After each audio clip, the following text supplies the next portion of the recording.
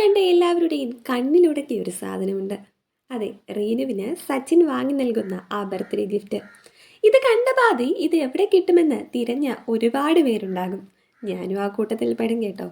തിരഞ്ഞ് ഫൈനലി എനിക്ക് മാസന ഉയരം കയറ്റ ഇച്ചായൻ മേടിച്ചു തന്നിരിക്കുകയാണ്. എങ്ങനെയുണ്ട്? എന്നാ ക്യൂട്ടല്ലേ? കണ്ണാലെ കണ്ണാകെ തൊട്ടപ്പോ തന്നെ പൊട്ടിപ്പോയെൻ്റെ